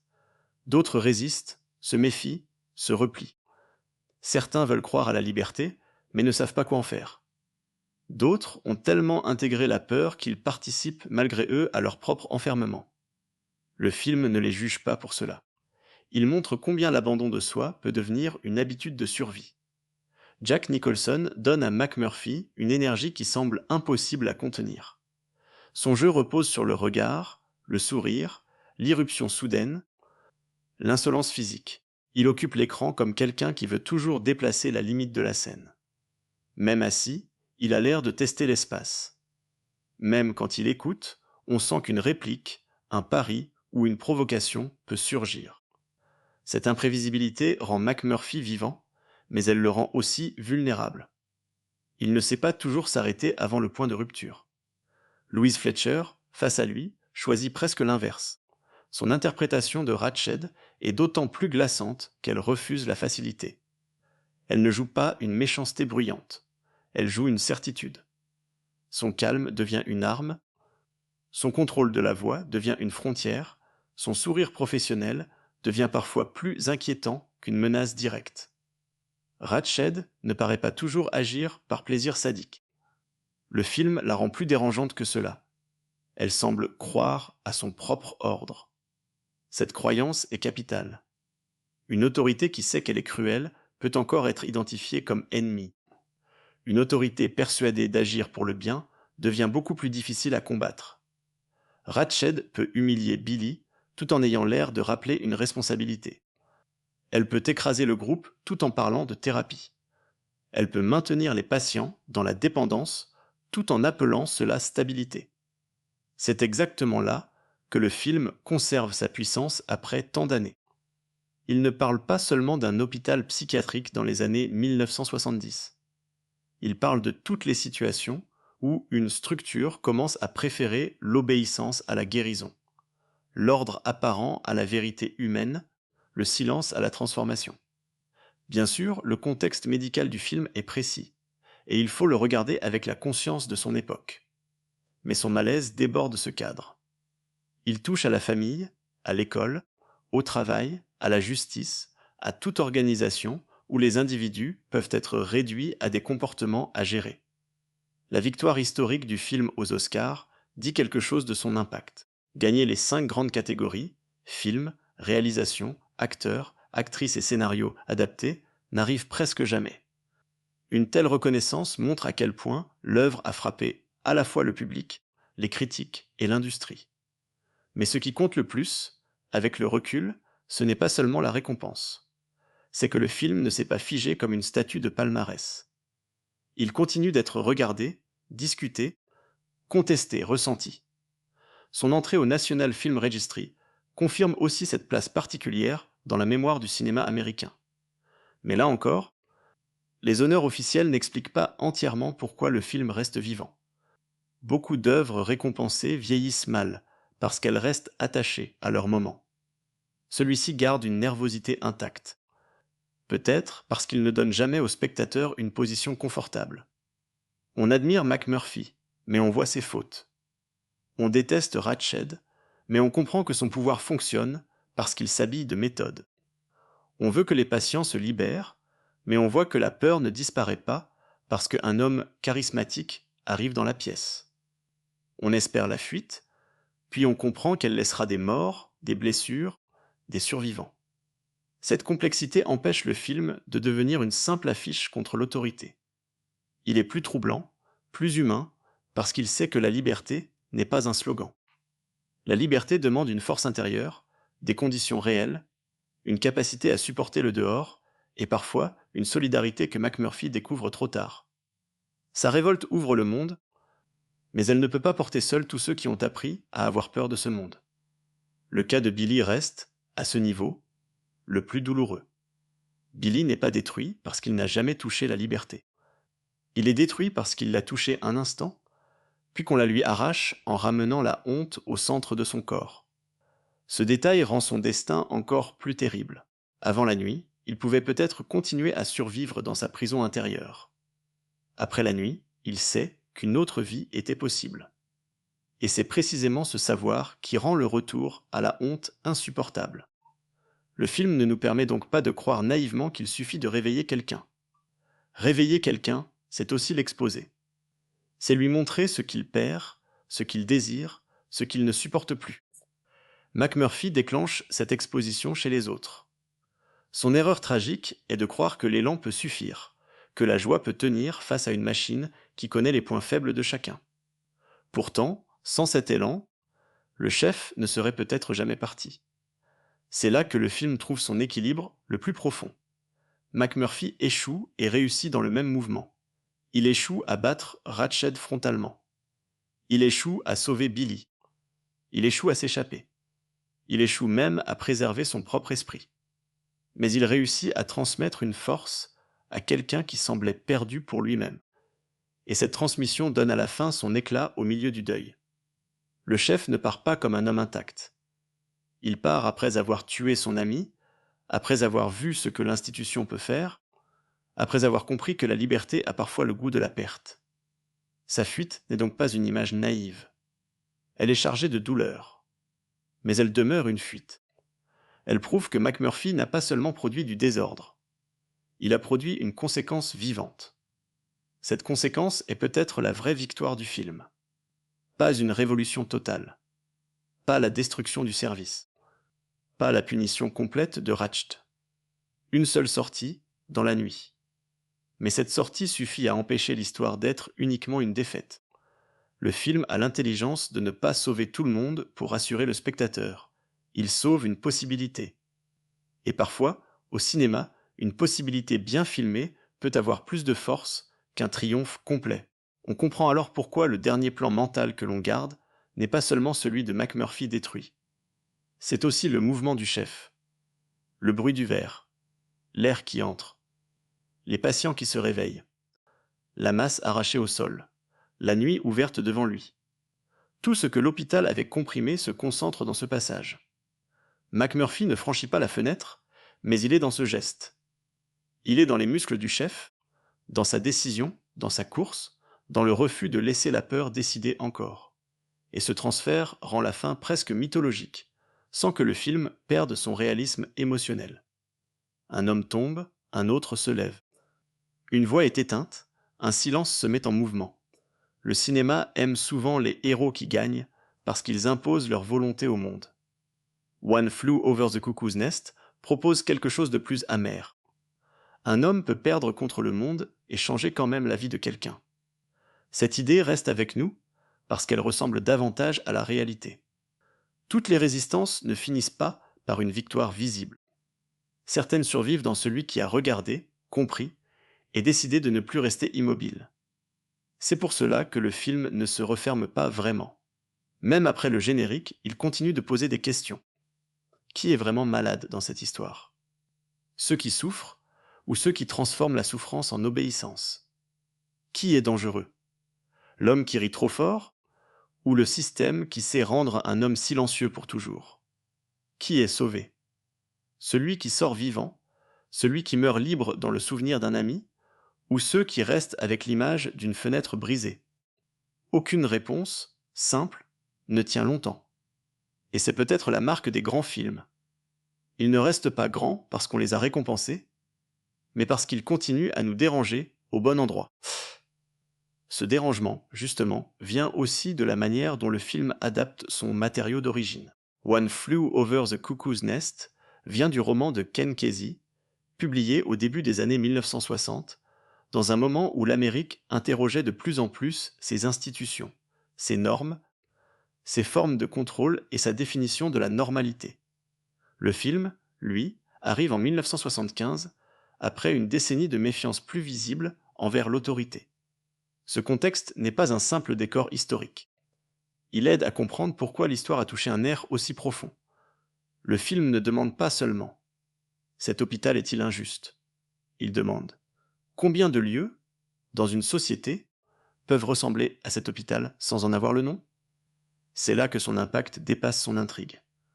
On peut regarder McMurphy et Ratched comme deux personnages précis, enfermés dans un duel précis. Mais on peut aussi sentir derrière eux deux forces qui se retrouvent partout. D'un côté, l'élan désordonné de l'individu, avec ses excès, ses fautes, sa vitalité, son refus d'être entièrement défini.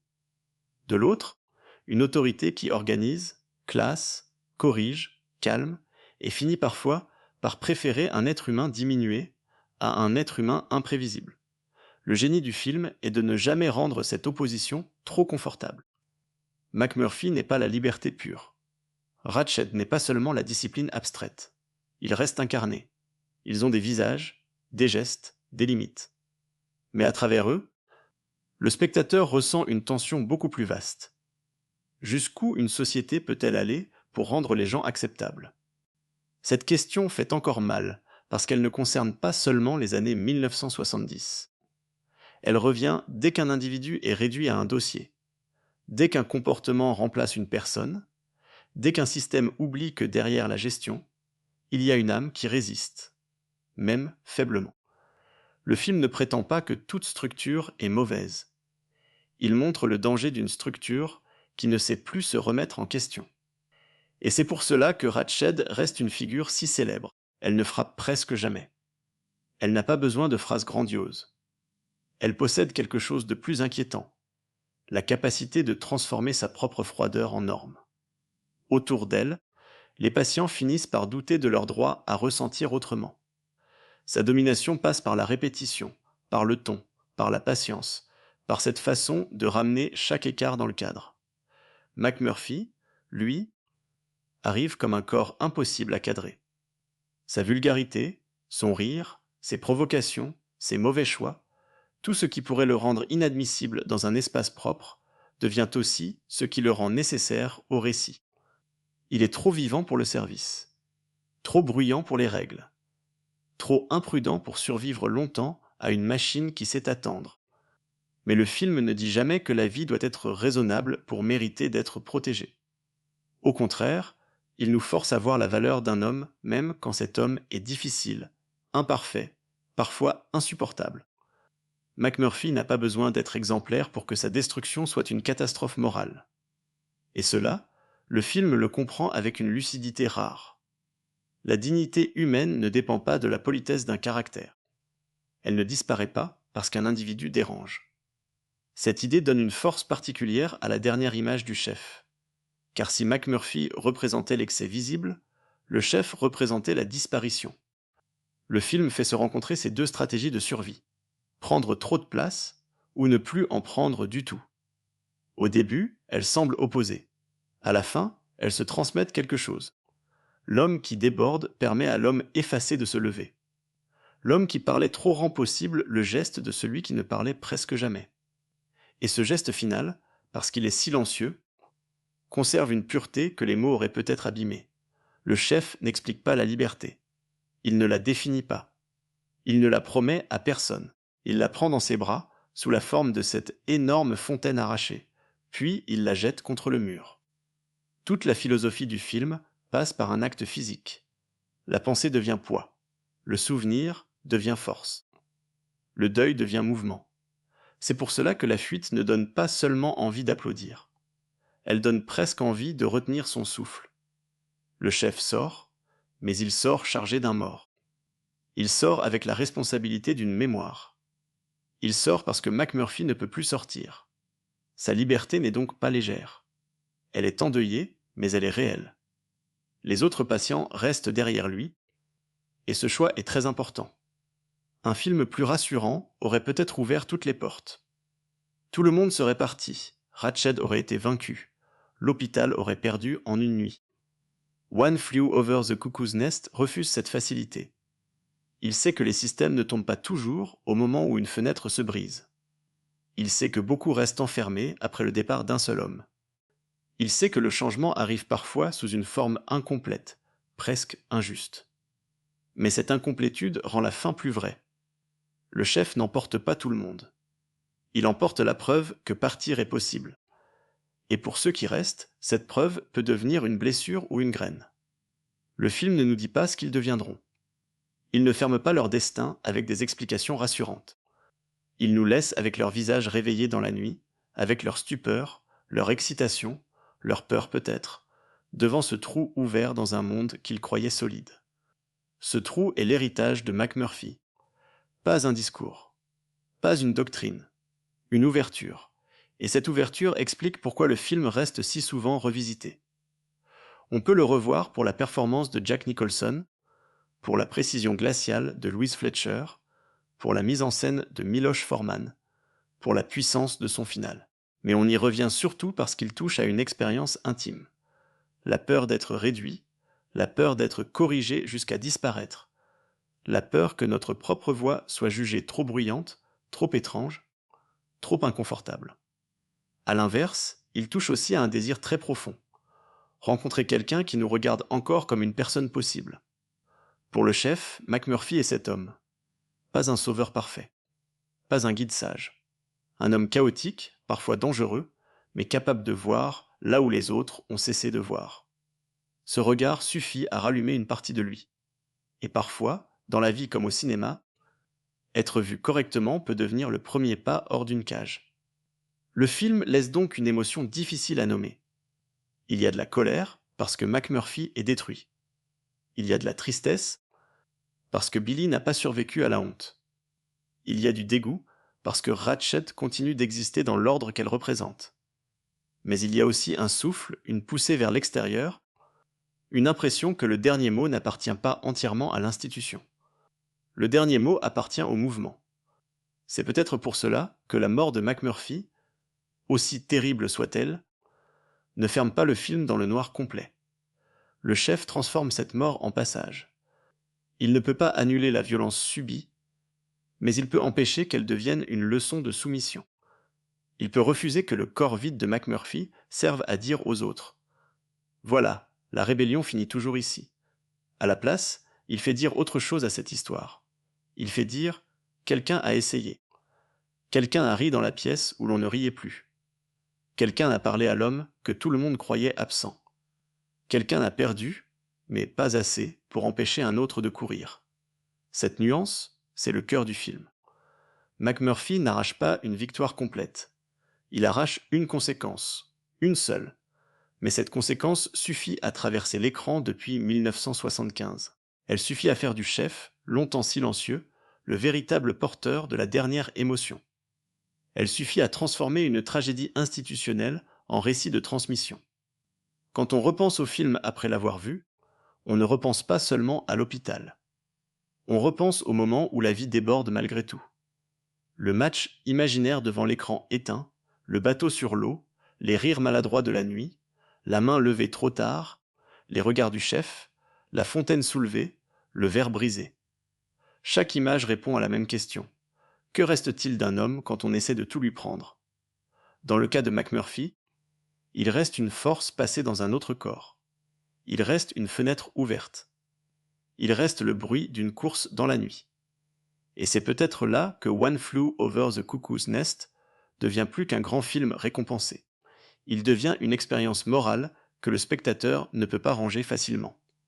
Il nous oblige à reconnaître que la liberté n'est pas toujours propre, pas toujours prudente, pas toujours victorieuse. Elle peut être bruyante, maladroite, coûteuse, tragique.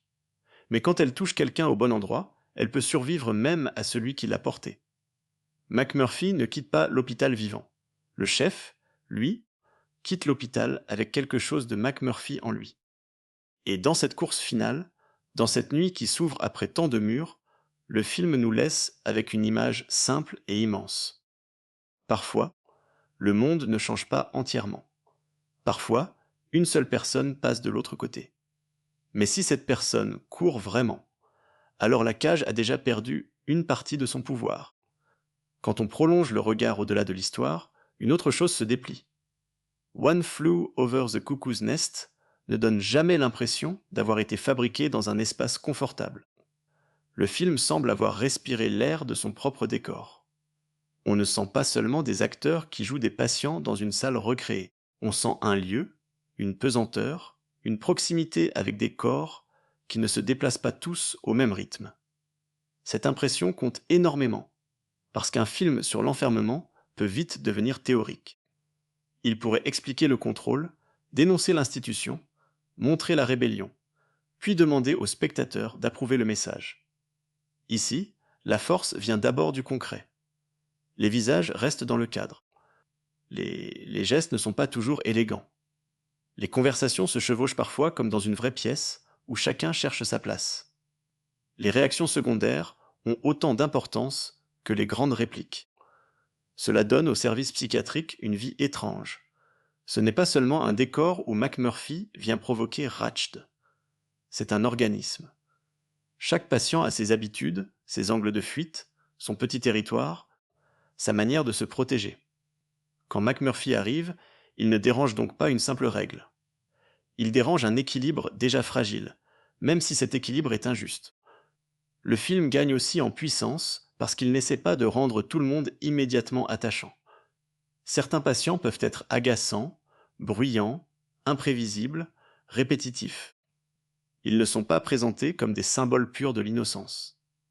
Ils restent des hommes complexes, parfois difficiles à approcher. Et cette décision rend le regard du film plus humain. La compassion n'exige pas que la souffrance soit jolie. La dignité ne dépend pas de la facilité avec laquelle on peut aimer quelqu'un. McMurphy, d'ailleurs, fonctionne selon la même logique. Il n'entre pas dans le film pour rassurer le spectateur. Il ment, il parie, il manipule, il cherche d'abord son avantage. Même sa générosité arrive souvent par impulsion, presque par accident. Mais c'est justement ce mélange qui rend sa trajectoire crédible. Il ne devient pas meilleur parce qu'il a compris une belle leçon. Il devient plus lié aux autres parce qu'il partage avec eux des moments de risque, de rire, de peur et de perte. Dans cette évolution, l'adaptation joue un rôle essentiel. Un roman peut rester longtemps dans la tête d'un personnage, dans ses visions, dans ses perceptions intérieures. Un film doit transformer cela en regard, en espace, en rythme, en corps. One Flew Over the Cuckoo's Nest choisit donc de faire du groupe un terrain visible de transformation. On voit l'influence de McMurphy non pas parce qu'un narrateur l'explique, mais parce que les patients changent de posture, de voix, d'audace. La caméra devient alors une sorte de témoin patient. Elle ne force pas toujours notre émotion. Elle nous laisse remarquer. Un sourire qui dure un peu plus longtemps. Une main levée avec hésitation. Un visage qui se tourne vers McMurphy pour savoir s'il faut rire, parler, résister. La liberté, dans ce film, ne tombe jamais du ciel. Elle s'apprend presque par imitation. C'est pour cela que le jeu collectif est si important. Jack Nicholson attire naturellement l'œil, mais le film serait beaucoup moins fort si les autres personnages n'existaient que pour refléter son énergie. Au contraire, chaque patient transforme cette énergie à sa manière. Billy la reçoit comme une promesse fragile. Harding la discute, la rationalise, parfois la craint. Cheswick l'absorbe comme un carburant émotionnel qu'il ne sait pas toujours contrôler. Martini la transforme en fantaisie. Le chef la garde longtemps au fond de lui, jusqu'au moment où elle devient action. Face à eux, Louise Fletcher construit Ratched comme un centre immobile. Elle n'a pas besoin de voler les scènes. Elle les refroidit. Sa performance repose sur une économie qui fait peur. Moins elle exprime, plus le spectateur cherche ce qu'elle retient. Son calme a quelque chose de profondément cinématographique, parce qu'il oblige tous les autres à se révéler autour d'elle. McMurphy bouge trop, les patients tremblent, hésitent ou explosent, mais Ratched demeure presque toujours dans la maîtrise. Ce contraste donne au film son architecture secrète. D'un côté, les corps qui débordent. De l'autre, la posture qui contient. D'un côté, le désordre humain. De l'autre, l'ordre institutionnel. Et au milieu, une question qui se répète de scène en scène, est-ce que vivre signifie forcément déranger ? La réponse du film n'est pas confortable, parce que vivre dérange effectivement. McMurphy dérange quand il rit pendant que les autres ont appris à se taire. Billy dérange quand son désir apparaît enfin. Cheswick dérange quand il réclame quelque chose qui lui semble juste. Le chef dérange simplement en cessant d'être invisible. Chaque signe de vie trouble la surface calme du service. Ratched veut ramener cette surface. Pour elle, un bon service est un service où les voix sont basses, les corps assis, les émotions nommées puis neutralisées. Elle peut appeler cela un progrès. Le film nous pousse à entendre autre chose. Une paix obtenue par diminution. Voilà pourquoi le spectateur ne peut pas simplement regarder le film comme un conflit entre passé et présent, ou entre une époque médicale ancienne et une époque plus éclairée.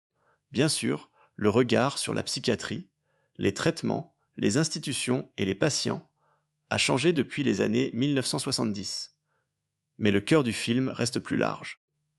Il parle de la tentation de confondre le calme avec le bien. Cette tentation n'a pas disparu.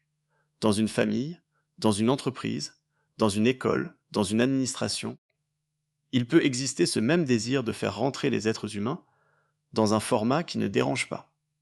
Le film devient alors un miroir inconfortable. Il demande, quand nous disons que quelqu'un va mieux, voulons-nous dire qu'il souffre moins ou simplement qu'il nous gêne moins ? Cette question donne une profondeur nouvelle aux scènes déjà racontées. Le vote pour le match de baseball ne concerne plus seulement un match. Il concerne le droit de demander. La sortie en bateau ne concerne plus seulement une escapade. Elle concerne le droit de se voir autrement. La fête nocturne ne concerne plus seulement une transgression. Elle concerne le droit d'éprouver de la joie avant que la honte ne revienne la confisquer.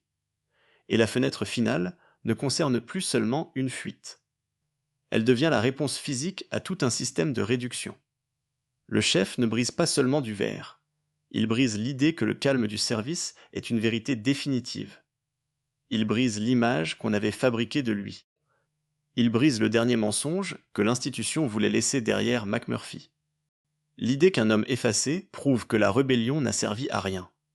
Au contraire, la fuite du chef prouve que le film a travaillé en silence depuis le début. Pendant que McMurphy faisait du bruit, quelque chose grandissait chez celui qui parlait le moins. Et c'est cette construction patiente qui rend la fin si satisfaisante malgré sa tristesse. Le film ne nous donne pas la victoire que nous voulions. Il nous donne la victoire que son monde peut encore produire. Une victoire blessée, une victoire incomplète. mais une victoire qui respire. Cette respiration explique pourquoi One Flew Over the Cuckoo's Nest reste aussi fort au revisionnage. La première fois, on suit souvent McMurphy. On attend ses provocations, ses victoires, ses défaites. On veut savoir jusqu'où il peut pousser Ratched, jusqu'où il peut réveiller les patients, jusqu'où le film osera aller. Mais lorsqu'on revoit l'histoire, le regard se déplace. On remarque davantage ceux qui restent silencieux. On remarque les patients qui observent avant d'oser rire. On remarque la manière dont Ratched choisit ses mots. On remarque Billy avant sa chute, non plus seulement comme une victime tragique, mais comme un homme qui traverse quelques instants de vraie lumière. On remarque le chef beaucoup plus tôt, parce qu'on sait que son silence n'est pas vide. Et cette connaissance change tout. Chaque plan où il écoute devient une préparation secrète de la fin. Le film devient alors moins l'histoire d'un seul rebelle que l'histoire d'une transmission lente. McMurphy n'arrive pas avec un plan de sauvetage. Il ne sait même pas, au début, qu'il peut transmettre quelque chose. Il veut gagner du temps, éviter la prison, profiter de son intelligence de rue. Mais la vie qu'il apporte déborde ses intentions. Elle touche les autres malgré lui. C'est peut-être cela, le vrai mystère du personnage. Il donne plus qu'il ne comprend. Ratched, elle, comprend beaucoup. C'est ce qui la rend si redoutable. Elle comprend les faiblesses. Elle comprend la peur du groupe.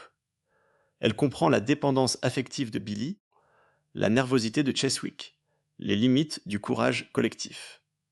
Elle comprend aussi que McMurphy peut devenir une figure autour de laquelle les autres s'organisent. Son intelligence n'est pas spectaculaire, mais elle est précise. Elle sait où poser le doigt.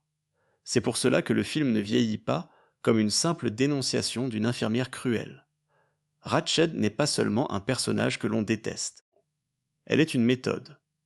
Elle représente cette manière de gérer les êtres humains en les ramenant sans cesse à leur point de faiblesse.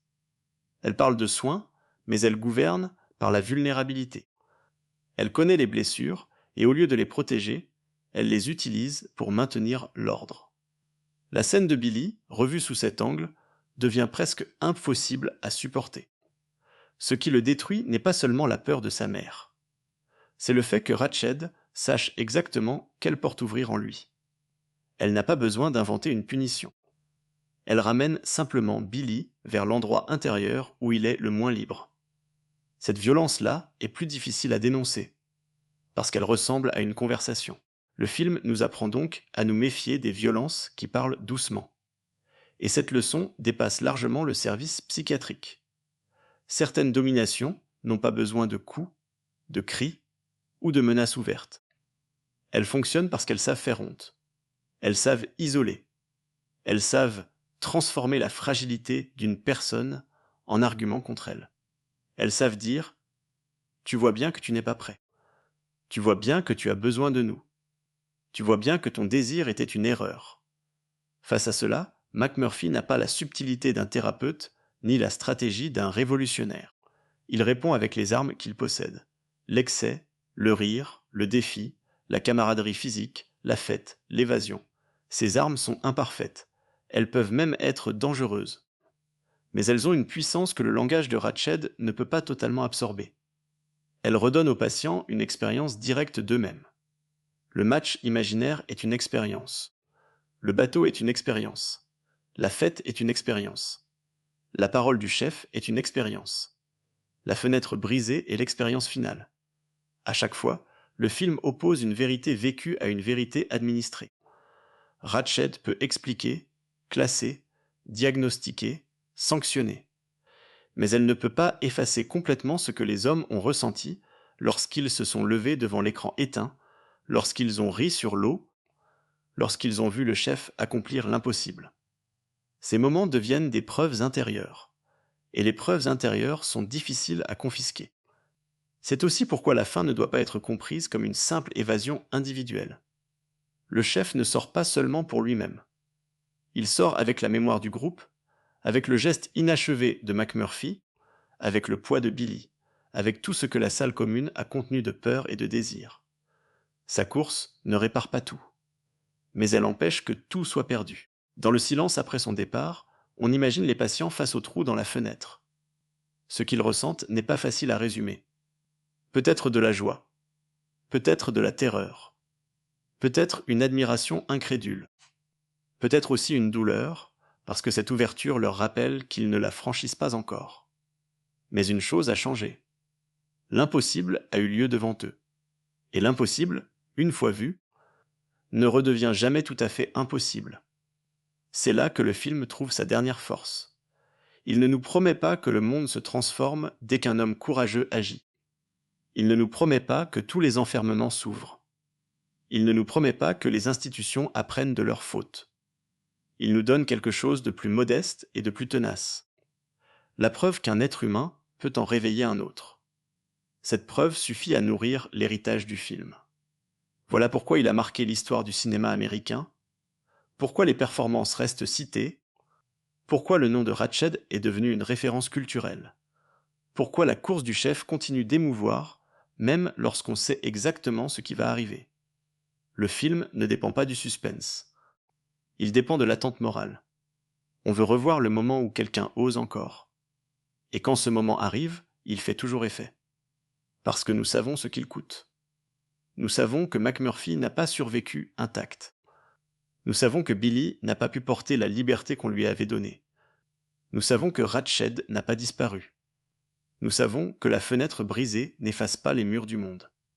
Pourtant, nous savons aussi que la cage n'a pas obtenu ce qu'elle voulait entièrement.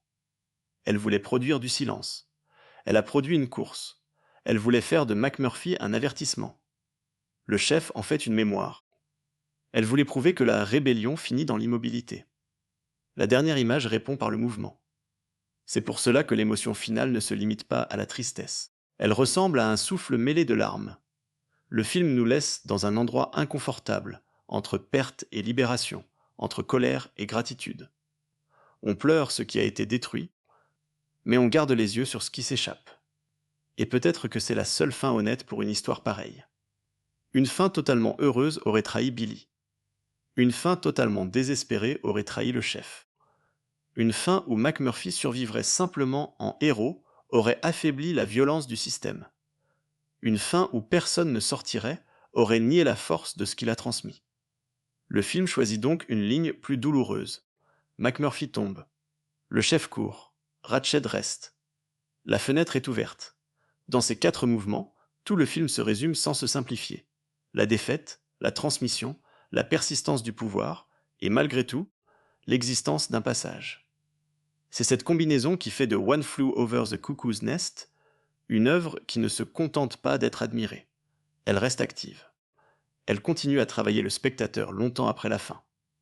Et lorsqu'on repense au titre, on peut entendre quelque chose de plus fragile encore. Quelqu'un est passé au-dessus du nid. Peut-être pas celui qu'on croyait, peut-être pas de la manière qu'on espérait, mais quelqu'un est passé. Et derrière lui, l'air est entré. Alors le film se referme sur une sensation rare. Le monde n'est pas sauvé, l'injustice n'est pas vaincue, les morts ne reviennent pas. Mais une image survit à tout cela. Un homme court dans la nuit avec la preuve que l'enfermement n'a pas réussi à avaler toute la vie. Et parfois, pour qu'une histoire reste immortelle, il suffit de cette image. Une fenêtre brisée. Un silence qui se met à courir. Une liberté incomplète, mais impossible à oublier.